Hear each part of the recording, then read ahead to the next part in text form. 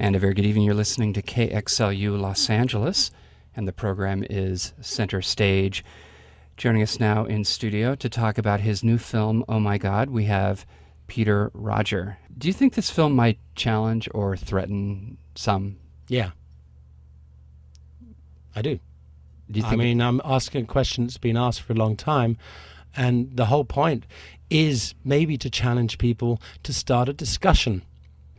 You know, I was really frustrated by the childish schoolyard mentality that permeates this world, you know, especially after 9/11, where you have, you know, grown men flying airplanes into buildings. Excuse me. Need some water? No, I'm good. Flying airplanes into buildings, shouting, you know, God is great. Where you have young women and young men blowing themselves up to buy themselves a place into heaven. Where you have the leader of the free world who said in 2003 to the BBC, I invaded Iraq because God told me to. I call it the my God is greater than your God syndrome. I mean, we're in an age now where we should be more tolerant of human beings and understand that, you know, using God's name to further our own agendas is probably not the best course of action. And I think this is the big problem that's happening in the world. I really do. And I think it's about time people took an individual responsibility to do something about it. And this is why I made this film. Hopefully by asking people what this entity that goes by the name of God means to them, we can understand their cultures and realize that we're much more the same. And we don't need to go around knocking other people down. If you look on the base level of, and you talk to Israelis on the street and you talk to the Palestinians, they're human beings and they want peace. It's what happens when the politicians get in the way and it becomes bigger than the sum of all the parts of what everybody wants on the ground, and you have all these problems. That conflict is a conflict of land, of money, and mainly emotion. And, you know, it's really why I asked the question, what is God? When so many of these actions are being done which are completely contrary to what the prophets of all the three monotheistic religions preached in the first place, completely contrary to what the indigenous populations around the world have been practicing for thousands and thousands of years, completely contrary to the polytheistic religions that exist today. And it's mind-boggling. I think that we have, as human beings, a personal responsibility. There's somebody who says in the film, Chandy Duke Hefner, she says, if each one of us does one good act each day, we can lilt this world into a better place. We can actually change things by taking it on personally, not as a group, not by waiting for our neighbor to do something, but ourselves. And if each one of us does that, it will change. And I mean, I always cite this example. If everybody in China jumped up at the same time, and 1.3 billion of them, there would be a 7.9 Richter scale earthquake. It doesn't matter. Take time out of the equation. If we individually do things ourselves which are good and kind and tolerant towards each other, instead of increasing conflict and pushing other people away, this world will get to the place that the prophets and everybody and people have, you know, would like it to be. And I think that that is our social responsibility as human beings. Tell me about your trip to the Himalayas. I have to say that traveling to the Himalayas was the most incredible experience. Tolkien was inspired by the Himalayas when he wrote Lord of the Rings. It is that magical place. It is the misty mountains. It also is elevated high above, you know, the clouds. The air is thin. People live much longer up there. There seems to be a different way of life. It's very peaceful. You can hear the silence. There are no jets. It's an exquisite place. I wanted to go there because obviously I wanted to put across Buddhism. It was particularly impossible for me to go to Tibet for, unfortunately, for political reasons, for the kind of content that I was shooting. So I went to Ladakh, which is known as Little Tibet, which is actually in the northern part of India. Very similar, very beautiful, fantastic monasteries. These people have a different way of life, a different way of looking at things. I learnt so much from the Buddhist philosophy. It is a philosophy, it's not a religion. And I was just also there because I wanted to shoot the world as a beautiful place.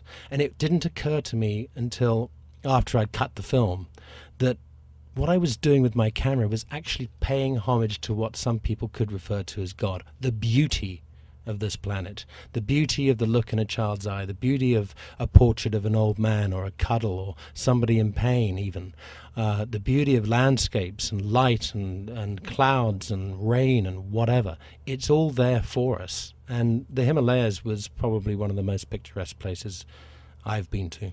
Why do you think this is the time now? Is it that there is so much uncertainty in the world that people want to have an answer? They want to look to something to believe in or to rekindle their belief in something? I think as a result of communication. I think as a result of us being able to access how other people think and getting confused about it, and also reacting in sort of different ways. History has taught us about conflict in the last 100 years. I mean, the last century was full of it. History has been full of it. And now I think people are questioning themselves. There's also a freedom of speech, especially in this country, where people are allowed to think for themselves, and they're not, they're being told what to think by totalitarian societies. We're living in a period that we mustn't mess up. We're living in a period where we can actually ask these questions, where we can be who we want to be. We are allowed to think what we're allowed to think now, probably for the first time in history, collectively.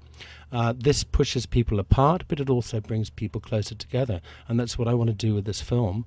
And I think that also, everywhere you look, even from reading like Dan Brown's latest book, it's noetic science,